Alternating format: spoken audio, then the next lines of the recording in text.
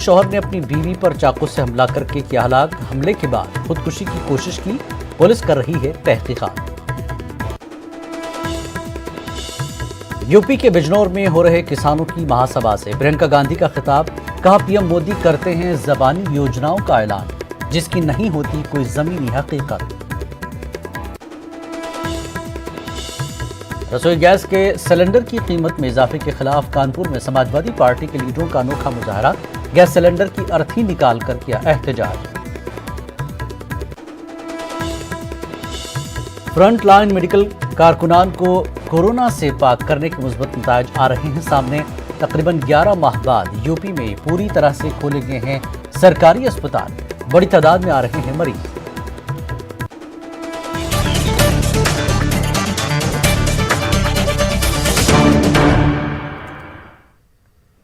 और खबरें तफसील से। इलाहाबाद के अल्लाहपुर इलाके में गोली चलने से एक नौजवान की मौत हो गई, जबकि एक नौजवान जख्मी हो गया। शहर के जॉर्ज टाउन पुलिस स्टेशन के तहत आने वाले अल्लाहपुर चौराहे पर यह वाकया पेश आया। चश्मदीद लोगों के मुताबिक इलाके में रहने वाले 2 लड़के शोभित और गोलू में किसी बात को लेकर झगड़ा हो गया था। दोनों में हाथापाई के दौरान गोली चलने से शोभित की मौत हो गई। गोलू को जख्मी हालत में शहर के सरकारी SRN अस्पताल में दाखिल कराया गया। पुलिस अब इस बात की तफ्तीश कर रही है कि गोली चलने का वाकया किस तरह पेश आया। फिलहाल पुलिस इस मामले में साफ तौर से कुछ भी कहने से बच रही है।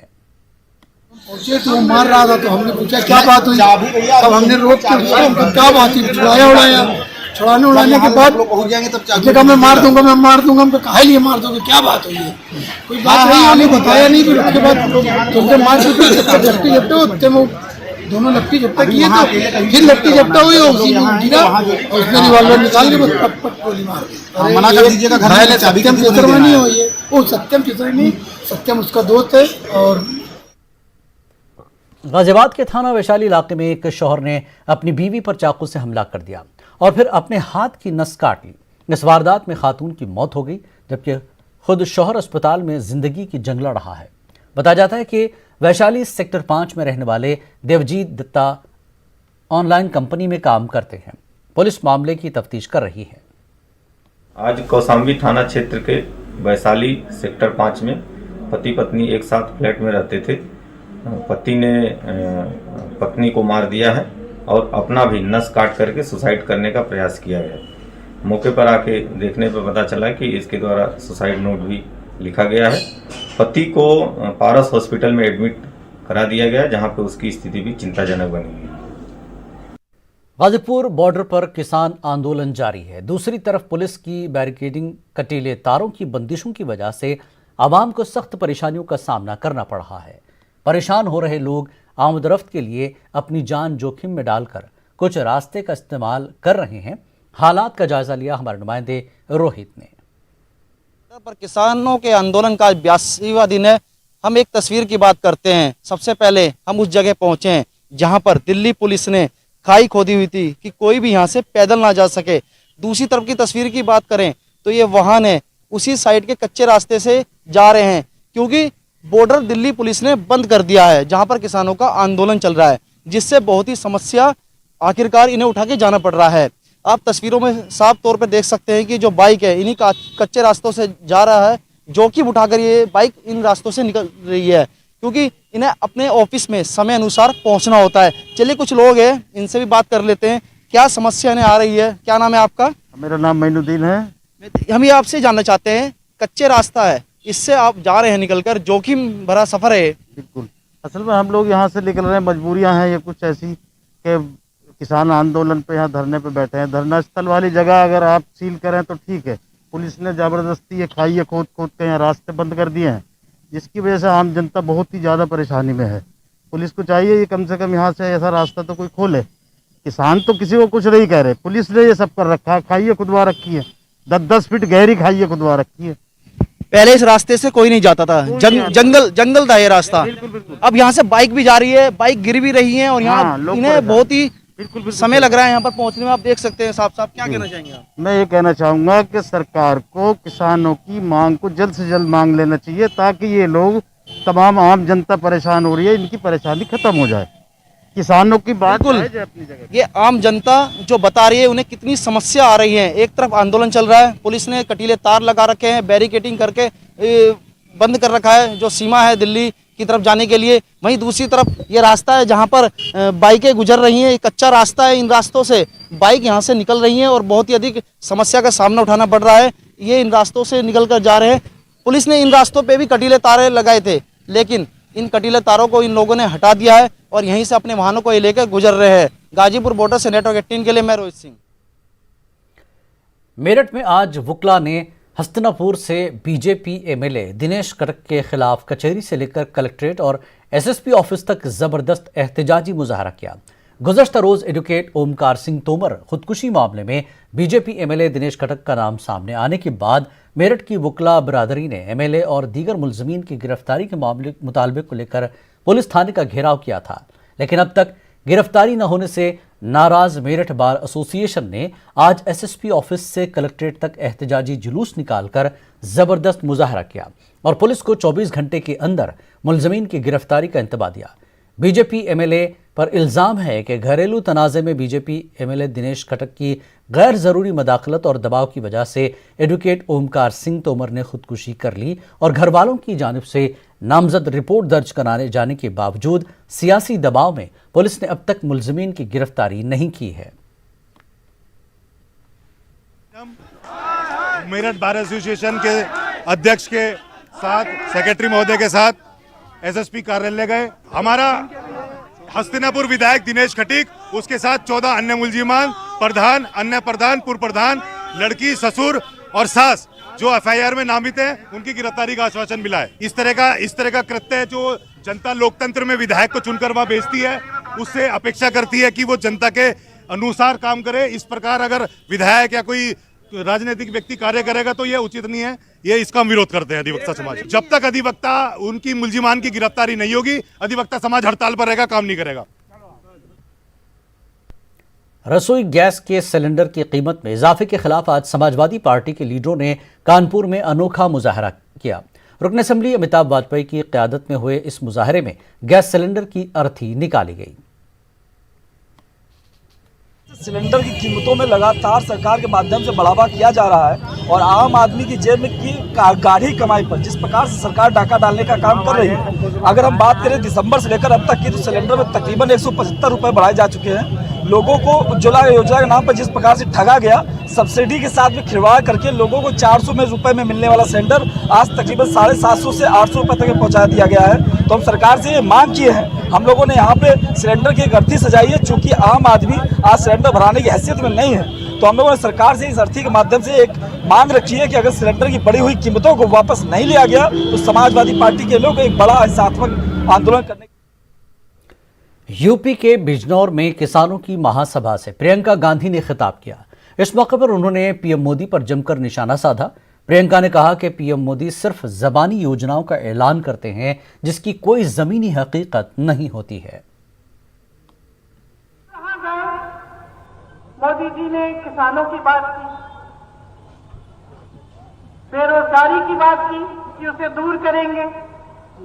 आपको कहा कि आपकी आय दुगनी करेंगे, आप दुगना कमाएंगे, ऐसी ऐसी नीतियां लाएंगे जिससे खुशहाली बढ़ेगी। लेकिन क्या हुआ? असलियत तो यह है कि उनके राज में ऐसा कुछ नहीं हुआ। आप बताइए, क्या आपकी कमाई दुगनी हुई है? कि ये ऐसे प्रधानमंत्री हैं कि आपका बकाया आज तक पूरा नहीं किया, लेकिन अपने लिए दुनिया में भ्रमण करने के लिए इन्होंने 2 हवाई जहाज खरीदे हैं। 2 हवाई जहाजों की कीमत आप जानते हैं क्या है? कितनी है कीमत? इन 2 हवाई जहाजों की कीमत 16,000 करोड़ रुपए है। दिल्ली में संसद भवन जो है उसके सुंदरीकरण के लिए बहुत बड़ी योजना बनी है। कितने रुपए की योजना है? 20,000 करोड़ रुपए की वो योजना है। जबकि वो संसद भवन दुनिया में मशहूर है, वो इंडिया गेट को देखने के लिए दुनिया भर से लोग आते हैं। उसके सुंदरीकरण के लिए 20,000 करोड़ रुपए उपलब्ध है, लेकिन इस देश के किसान के बकाये के लिए 15,000 करोड़ उपलब्ध नहीं है। यही इस सरकार की नीयत है। जो भरोसा आपने किया था वो भरोसा टूट चुका है। एक शायर ने कहा था, भगवान का सौदा करता है, इंसान की कीमत क्या जाने। जो गन्ने की कीमत दे न सका वो जान की कीमत क्या जाने। इस सरकार ने 3 नए कानून जारी किए हैं और जितना भी आंदोलन हो रहा है देश में, जो किसान 80 दिनों से दिल्ली के बॉर्डर पे सर्दी में इतने दिनों से बैठे हुए हैं, अब गर्मी की तैयारी कर रहे हैं, वो किस लिए बैठे हैं? प्रधानमंत्री जी कहते हैं कि ये जो कानून बने हैं ये किसान की भलाई के लिए बने हैं। ठीक है, मान लेते हैं कि किसान की भलाई के लिए बनाए हैं आपने कानून। तो जब किसान मना कर रहा है, जब किसान कह रहा है कि भैया मुझे आपके कानून नहीं चाहिए, तो आप इनको वापस क्यों नहीं ले लेते? क्या किसी की भलाई जबरदस्ती करते हैं? क्या आपकी समझ इस देश के करोड़ों किसानों की समझ से ज्यादा है? क्या ये नहीं जानते कि इनकी भलाई के लिए क्या है, क्या नहीं है? योगी हुकूमत ने रियासत के तमाम सरकारी अस्पतालों में 1 जनवरी से ओपीडी खोलने का हुक्म जारी किया था, लेकिन कोरोना वायरस के खौफ के चलते बहुत कम तादाद में मरीज और डॉक्टर ओपीडी का रुख किया करते थे। शोबे तिब में काम करने वाले फ्रंट लाइन कारकुनान को कोरोना वैक्सीन लगाए जाने के बाद से सरकारी अस्पतालों में अब पहले की तरह ही मरीज आने लगे हैं। इसके बावजूद सरकारी अस्पतालों में इमरजेंसी की खिदमत पूरी तरह से बहाल नहीं हो सकी है। देखिए खास रिपोर्ट।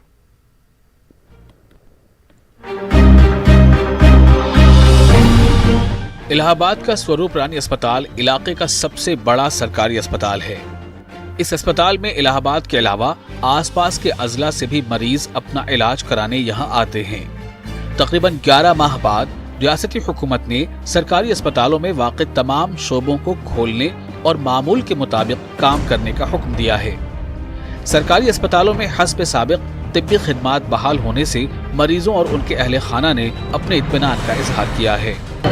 कोविड-19 में हॉस्पिटल बंद थे, इससे हम लोगों को बहुत दिक्कत हो रही थी और आज से सारन हॉस्पिटल खुल गया है। इससे हम अपने मरीज को आसानी पूर्वक दिखा रहे हैं और हमें काफ़ी सुविधा मिल रही है। बहुत अच्छी बात है सर, बहुत दिक्कत होती थी, बहुत परेशानी झेलना पड़ा कोविड में। आज खुल गया है हॉस्पिटल, आज राहत की बात है कि आज इलाज हो जाएगा, डॉक्टरों से मुलाकात हो जाएगी। कर्जी हुकूमत की जानिब से अस्पतालों को पूरी तरह से खोलने और तमाम तरह की तिब्बी सहूलियात मुहैया कराने का ऐलान किया गया है। ताहम सर्जरी, संगीन किस्म के अमराज की जांच और माहिर डॉक्टरों की दस्तयाबी अभी तक मरीजों के लिए एक मसला बनी हुई है। हालांकि अस्पताल इंतजामिया का कहना है कि वो मरीजों की मुश्किलात हल करने की कोशिश कर रहा है। बहुत सारे विभाग जो अभी नहीं चल रहे थे, कोविड में लगे हुए थे या आईसीयू में या पोस्ट कोविड में, वो सारे विभाग भी खुल गए हैं और पूरी तरह से कार्य करने लगे हैं। इलाहाबाद में कोरोना मरीजों की तादाद अब बराए नाम रह गई है। डॉक्टरों और मेडिकल अमले को कोरोना वैक्सीन लगाने के बाद अस्पतालों में तहफ्फुज़ सेहत का एहसास भी बढ़ने लगा है। लेकिन इन सब के बावजूद बहुत से ऐसे अफराद हैं जो अभी भी सरकारी अस्पतालों में आने से कतरा रहे हैं। सरकारी अस्पतालों पर आवाम का एतमाद बहाल करने के लिए हुकूमत को अभी बहुत कुछ करना बाकी है। न्यूज़ 18 उर्दू के लिए इलाहाबाद से मुश्ताक आमिर की रिपोर्ट। वक्त एक ब्रेक के बाद रुख करेंगे बिहार की खबरों का। बजट इजलास से कबल वज़ीर आला नीतीश कुमार ने मैराथन मीटिंग की। इस दौरान उन्होंने न सिर्फ वुज़रा से बल्कि हुकाम से भी कामकाज की जानकारी हासिल की। विधानसभा का बजट सत्र 19 तारीख से शुरू होने वाला है, लेकिन उसके पहले नीतीश कुमार मैराथन बैठक कर रहे हैं और कई विभागों के मंत्री और अधिकारियों के साथ उन्होंने बैठक की है और आज दिन भर बैठकों का दौर जारी रहा। खाद्य आपूर्ति विभाग हो, समाज कल्याण विभाग, अल्पसंख्यक कल्याण, साइंस एंड टेक्नोलॉजी सहित समाज कल्याण, कई सारे ऐसे विभाग थे जिनके मंत्री और अधिकारी के साथ आज घंटों नीतीश कुमार ने बैठक की और ऐसा माना जा रहा है कि नीतीश कुमार तमाम जो नए मंत्री हैं उन्हें फीडबैक देंगे। बजट सत्र शुरू होने वाला है, बजट भी पेश होने वाला है, उसके बाद तमाम मंत्रियों से सदन के अंदर विरोधी पार्टी भी सवाल पूछ सकते हैं। तो इन तमाम बातों की जानकारी के साथ साथ विभाग के जो अधिकारी हैं उनसे भी अपडेट लेना चाह रहे थे नीतीश कुमार और फिलहाल अभी स्थिति क्या है तमाम विभागों की उसकी जानकारी उन्होंने ली। कई सारे निर्देश भी जारी किए, साथ ही कई सारे निर्देश दिए भी। साथ ही उन्होंने ये भी जानकारी ली कि नए मंत्रियों को क्या कुछ उनके सामने चुनौती हो सकती है। तो इस बात की जानकारी भी नीतीश कुमार ने दी कि कैसे सदन के अंदर उन्हें विभाग का सिलसिलेवार ढंग से जवाब देना है और कई तरह की बातें, क्योंकि कई सारे ऐसे मंत्री हैं जो पहली बार मंत्री बने और जाहिर सी बात है सदन में उनके ऊपर तीखे सवाल जवाब हो सकते हैं उनके विभाग को लेकर और खासकर इस बार जो विरोधी पार्टी है हमलावर मूड में है। तो जाहिर सी बात है नीतीश कुमार की आज मैराथन बैठक उसी कड़ी का एक हिस्सा माना जा रहा है कि नीतीश कुमार तमाम नए मंत्रियों से उनके विभाग की जानकारी भी ले रहे हैं कि जब से उन्होंने मंत्री पद संभाला तो क्या कुछ उन्होंने जाना। साथ ही अधिकारियों को भी निर्देश दे रहे हैं कि मंत्रियों को तमाम जानकारियाँ उपलब्ध कराए ताकि सदन के अंदर कोई उन्हें विपरीत परिस्थिति का सामना न करना पड़े। तो जाहिर सी बात है आज का दिन बहुत ही मैराथन रहा और नीतीश कुमार ने कई विभागों के समीक्षा। वज़ीर आला नीतीश कुमार और एलजेपी रुकन पार्लिमान चंदन कुमार की मुलाकात हुई है। इस मुलाकात पर रियासत का सियासी पारा चढ़ गया है। इस मुलाकात के कई सियासी माने निकाले जा रहे हैं। मुख्तलिफ पार्टियों ने अपने अपने अंदाज में रद्दमल का इजहार किया। लोजपा सांसद श्री चंदन सिंह की बिहार के लोकप्रिय मुख्यमंत्री नीतीश कुमार जी के साथ कल की मुलाकात को लेकर के बिहार की राजनीति में जो लोग विकास नहीं हुआ है या नीतीश कुमार जी पक्ष और प्रतिपक्ष के साथ विकास के लिए दोहरे मानदंडों का इस्तेमाल करते हैं, ऐसा आरोप लगाने वाले लोगों को करारा जवाब मिल गया। लोक जनशक्ति पार्टी के तमाम सांसद, तमाम नेता इस बात को जानते हैं कि बिहार और उनके क्षेत्र का विकास अगर कोई व्यक्ति कर सकता है तो वो माननीय मुख्यमंत्री नीतीश कुमार जी हैं। ऐसी स्थिति में लोक जनशक्ति पार्टी के तथाकथित सुप्रीमो अब चिराग पासवान जी को आकर स्पष्टीकरण देना चाहिए और उनको बताना चाहिए कि जो बातें वो मीडिया में आकर कहते हैं कि नीतीश कुमार जी ने कोई काम नहीं किया है, उन बातों का खंडन अब उनके ही नेता और उनके सांसद कर रहे हैं। लोक जनशक्ति पार्टी के माननीय सांसद श्री चंदन सिंह जी ने आदरणीय मुख्यमंत्री नीतीश कुमार जी से मुलाकात की है। इसे राजनीति के चश्मे से नहीं देखा जाना चाहिए। यह अपने क्षेत्र की समस्याओं को लेकर मिलने गए थे। हर जनप्रतिनिधि को, माननीय सांसद को, माननीय विधायक को अपने क्षेत्र की समस्याओं को लेकर के माननीय मुख्यमंत्री जी से मिलना होता है। तो इसको अन्यथा नहीं लिया जाना चाहिए, क्योंकि सबको पता है कि माननीय सांसद, माननीय विधायक अपने मुख्यमंत्री जी के पास अपने क्षेत्र की समस्याओं को लेकर मिलते हैं उनके समाधान के लिए। आप दूसरे तीसरे से तो मिलते हैं, आपको बचने की जरूरत न निर्दलीय से है न एलजेपी से है। खतरा आपको है तो भारतीय जनता पार्टी से। भारतीय जनता पार्टी से आप कैसे बचिएगा इस पे तो विचार कीजिए। और नाचल आपका चला गया, कुछ दिन के बाद पता चलेगा कि बिहार भी आपका चले गया। तो आप निर्दलीय के तोड़ने में लगे हुए हैं, एलजेपी के तोड़ने में लगे हुए हैं। अपना जो टूट रहा है उसको कौन बचाएगा? आप अपना घर पहले बचाइए। एलजेपी रुकन पार्लियामेंट चंदन सिंह की सीएम नीतीश कुमार से मुलाकात पर जेडीयू रुकन पार्लियामेंट चंदेश्वर चंद्रवंशी ने रद्दमल जाहिर किया। उनका कहना है कि सियासत में हर कोई अपनी बेहतरी के लिए सोचता है। गए हैं अपने क्षेत्र के विकास के लिए मुख्यमंत्री जी के यहाँ बात करने के लिए। अच्छी बात है, अपने क्षेत्र के विकास के लिए अपने मुख्यमंत्री से अगर कोई बात है, कोई योजना है, उस पर बात करना है तो करना चाहिए। इसमें कहाँ कोई दिक्कत है। एलजेपी लीडरों का कहना है कि इस मुलाकात को सियासी मुलाकात नहीं कहना चाहिए। ये मुलाकात तरक्की की बुनियाद पर हुई है। पार्टी के सम्मानित सांसद हैं और अपने क्षेत्र की समस्याओं को लेकर के मुख्यमंत्री जी से मिले होंगे। इसमें कौन सा नया बात हो गया और इसमें कोई सियासी कयास लगाने की आवश्यकता नहीं है। लोक जनशक्ति पार्टी अपने राष्ट्रीय अध्यक्ष आदरणीय चिराग पासवान जी के नेतृत्व में पूरी तरह से एकजुट है। पटना में एक और सियासी मुलाकात सुर्खियों में है। वो है कन्हैया कुमार और अशोक चौधरी की।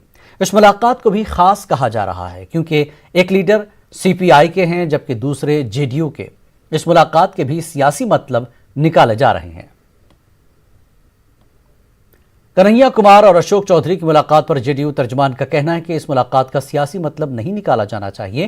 उन्होंने कहा कि अगर वो जेडीयू में आना चाहते हैं तो ज़हनियत बदलनी होगी। माने बिहार में लोग रहते हैं, उनको लगता है कि बिहार में नीतीश बाबू ने अच्छा काम किया है। और इस पार्टी में देखिए सबसे बड़ी बात क्या है, बहुत सारी समाजवादी सोच की पार्टियां हैं, लेकिन हो क्या गई है, वो वंशवादी पार्टी हो गई, परिवारवादी पार्टी हो गई। एकमात्र जनता दल ऐसी पार्टी है जहां की अगर आप में मेधा है, आप में कार्य करने की क्षमता है, तो आप किसी पद को प्राप्त कर सकते हैं। और इसीलिए हम तो बिहार के जितने भी युवा हैं, जितने भी हमारे महिलाएं हैं, श्रमिक हैं, सबसे हम अनुरोध करेंगे कि आप सब लोग जनता दल यू में जुड़िए और सब मिल करके हमारे नेता का जो संकल्प है बिहार को विकसित प्रदेश बनाने का। पटना में अपार्टमेंट में हिस्सेदारी और गैस एजेंसी को लेकर 6 करोड़ से ज्यादा की ठगी का मामला सामने आया। इस सिलसिले में मामला दर्ज हुआ है, लेकिन पुलिस की जानिब से अब तक कोई कार्रवाई नहीं की गई है। नितेश रोशन के द्वारा एवं जो है राकेश रोशन और हितेश रोशन, तीनों का पिता विजेश्वर प्रसाद हाई कोर्ट का एडवोकेट अपने आप को बताते हैं। उनके जो है मंझले पुत्र जो हुए नितेश रोशन, उनके साथ बिल्डिंग कंस्ट्रक्शन बनाने के लिए एक पार्टनरशिप डीड तैयार किया गया था 2013 में। उसके रिकॉर्डिंग जो है बिल्डिंग बनकर तैयार हो गया, जिसमें 7 फ्लैट शेयर मेरा हुआ था, 7 फ्लैट शेयर नितेश रोशन का था और 9 गो फ्लैट जो था वो लैंडलॉर्ड को शेयर में मिला। उसके हिसाब से हम लोग को सारा कंप्लीट हुआ, जिसमें बिल्डिंग में 48,60,150 रुपये हमने ज़्यादा इन्वेस्टमेंट किए थे, जिन्होंने नितेश रोशन लिख के दिए हुए हैं। उसके बाद सर हम लोग 27 जो है अगस्त को भेलौर सीएमसी हॉस्पिटल एडमिट हो गए, हम ऑपरेशन कर। उसके बाद ये लोग मेरे जमुई के इस्लाम नगर मोहल्ले में कोरोना के जाब्ते के धज्जियां उड़ाई जा रही हैं। सरकार के अहकामात को नजरअंदाज करते हुए छोटे छोटे बच्चों को पढ़ाया जा रहा है। हालांकि टीचर्स ट्यूशन पढ़ाने की बात कर रहे हैं। जायजा लिया हमारे नुमाइंदे कुंदन ने। कोरोना के कारण वैसे स्कूलों और क्लास में बच्चों को पढ़ाने से मना किया गया है, स्कूल खोलने से मना किया गया है, लेकिन जमुई शहर का जो इस्लाम नगर मोहल्ले का एक स्कूल है, जहां पर देख सकते हैं कि किस तरह से कोविड के गाइडलाइंस को धज्जियां उड़ाई जा रही हैं।